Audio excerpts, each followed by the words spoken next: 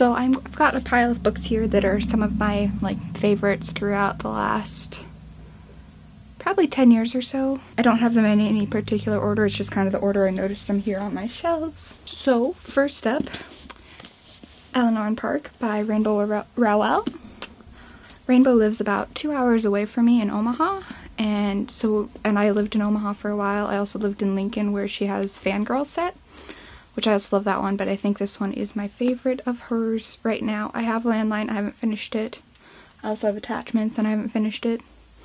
And I'm pretty sure I've got them all signed because whenever I can I go to her book events in Omaha because it's so close and she's just great. But when I get to read these, and they're all set like near where I live and where I have lived, so it's like I know what like the places she's talking about, and I always find that really interesting. So a lot of these books that I read are like fantasy and they're not real places or they're really far away, so having like someplace actually close is really interesting to read. Plus they're really good stories, and I cried in this one, I know, and I cried at the end of Fangirl because the like universe that she talks about with the Slime and Snow books is based on Harry Potter, so I was connecting it to that and just all of the feelings. The next up is Enchanted. I have the movie cover because I liked the movie. Pretty sure I saw the movie before I ever got the book, but I loved it, and I remember I did a presentation over it in 4th grade. Oh wow, that was 4th grade, so however many years, but in 4th grade I did a presentation over it, and I had the first paragraph memorized, and I still have like the first line or so. That fool of a fairy Lucinda did not intend to something curse on me. She meant to bestow a gift. Let's see. So close. That fool of a fairy Lucinda did not intend to lay a curse on me. She meant to bestow a gift. So I still have it memorized from like 4th grade. The next one is, well, I guess I didn't mention it, but Enchanted is by Gail Carson's Levine. Don't know. I know I think when I originally read it, it was, let me stand over here in my light. It was a different cover than this. But you can see this book has been very well loved. So, next on my list is Dark Currents by Jacqueline Carey. And I found out about this book from the Vaginal Fantasy book club that Felicia Day does on YouTube. I'll leave a link to that channel below. Harry Potter's in my book. But I read this for that, and I really loved it. I haven't read the second one yet. I know there's at least one more out now, maybe 2. There might be 3 in the series, but this one's the first one. And yeah, I hadn't read many like fantasy crime novels, and that's what this is, and I really liked it. And it wasn't like, I kind of expected it to be really ridiculous because it's like fairies and mythical creatures and then like a typical crime novel. I really thought it was gonna be ridiculous. It's so good. I actually found out after I read it that my cousin has read a lot of her books too, and he likes them, but he said this is actually one of the like less good ones, which surprised me because I really loved it. Sticking with the crime thing, I talk about these a lot on Twitter, and it's the Tess Gerritsen Rizzoli Isles series. Technically, the one I've got right now is The Sinner, which is the second in the Maura and Jane, 3rd if you're just reading the Jane ones, or Rizzoli. And for some reason this one's my favorite. It takes place in like a, I want to say nunnery, but that's not right. Monastery? Is that right? Or is that the monks? Whatever. It takes place in a nunnery, and Maura has an affair with a priest? Father, I think. Whatever. She has an affair with a church guy that's not supposed to have, like, Sexy Times with Ladies, and he's kind of my favorite character that either of the ladies are with, and he's not on the TV show, and I'm still upset. However many years later, even though the show took like a totally different, like they stuck with it for the first episode and then kind of went their own way, which I love because then it's not like I'm just watching the same thing I've read, and it's like the characters even have changed a lot, but I still want Brophy.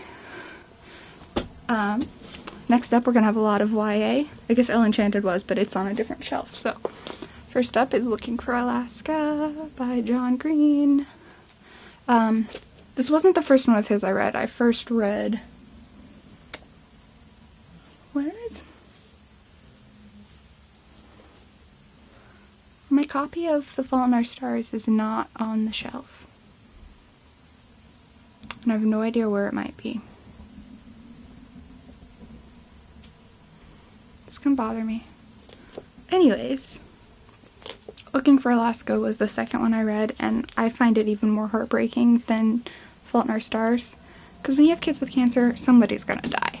Like, okay, not always. Kids with cancer survive, but in like stories about them that are fiction, someone always dies because people are mean. So that was like obvious. I knew it was coming, and the internet was freaking out. But with this one, I had no idea what was coming, and I'm not going to spoil it because if you haven't read it, you need to read it. But I read most of it in a van going to a quiz bowl competition. So it was me and a bunch of guys. I could not cry. I needed to cry, but I could not cry. Because that would not be a fun way to spend a day. Crying in a van full of dudes. So I still have unresolved emotional issues with this book, and I cry about it a lot. On a happier note, I don't remember, this is Sweet Scarlet by Maureen Johnson. If you've known me for a while, you know I'm a little bit obsessed with Maureen. But I have read almost all of her books. I haven't read the new Shades of London because then I'll have to wait forever for the next one. I think there's one more. And then I haven't gotten through the Bermuda's Triangle, which has another title now, but I don't know what it is. And I don't know why I haven't gotten through that one. It's just been a struggle. And I don't think I've read Girl at Sea. But I'm going to this summer probably, because I've been going to the library again. But Sweet Scarlet's my favorite. I also loved the Little Blue Envelope series, but this one kind of gets into the theater stuff, and I'm a theater major, so that hooked me. And then it's like New York, and they own a hotel, and it's just kind of the perfect like story for me. And then there's also Scarlet Fever, which I loved, but it ends on a cliffhanger, and it's been however many years, and she still hasn't written the next one. So that one doesn't get to be my favorite because I need the next one. This next one is pretty new. I think it came out the end of last year. So I know I read it New Year's Eve. So, and that's Girl Online by Zoe Sugg, or Zoella. I guess she calls herself Zoella on that, which is strange. Makes sense for publicity, but so it was Zoella's first book that she wrote, and I was kind of expecting her to be on the same trend as all the other YouTubers making like autobiography and self-help books and stuff. So it was nice to read like actual fiction from an online person. That was fun, and I just really liked the story. I seem to like things that take place partially in hotels. Seems to be a trend. Clearly I travel a lot. But yeah, it was a fun book to read. It took me like a day. It's really a simple book to get through, but I was like, I didn't want to put it down. It was probably one of the only days I wasn't begging my mom to let us leave the house while I was there on vacation. And it was fun to read it like with a beach out my window. This next one is the third in the series, which technically I think the first one's my favorite, but I currently have lent that to my friend, so I'm going to show you this one, and it's Isla and the Happily Ever After by Stephanie Perkins. Anna and the French Kiss is the first one, and then Lola and the Boy Next Door is the second. And they're all such like fun teenage love stories, and they just make me really happy, which I like in my books, because then there's people like John Green that are just out to make you cry. And Rainbow Rowell. Hers make me cry. The rest are pretty happy. I read a lot of happy books. But yeah, these are just fun. And the first one takes place in France. This one took place in France too. The second one was in San Francisco though. Last but not least, my favorite book since junior high, If You Could See Me Now by Cecilia Ahern. I really have no clue how I got into her books. I know I read P.S. I Love You before I saw the movie, because I hate the movie. It's awful. Don't stop recording. Probably would have been a really good movie if I hadn't gotten attached to characters from the book and they weren't in the movie. But anyways, this one doesn't have a movie yet, which is also annoying, because her Love, Rosie, or as I knew it, Rosie Dunn, got into a movie, and that's the one I haven't read. I mean, there's a lot I haven't read now, but like it's one I've tried reading and just can't get through, because it's in like the form of texts and emails and letters, and it's just, I struggle with that book for some reason. I am determined to read it, especially since I did watch the movie and loved the movie. So I'm sure I'm gonna love the book even more, because but this one has just always been my favorite. I just read another one of hers, The Time of My Life, and it's so good.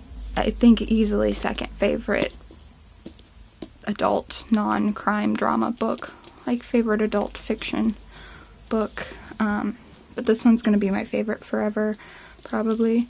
I've actually got 2 copies of this one because I love it so much. This is the newer one I got from a like used book sale thing for like $1 or less.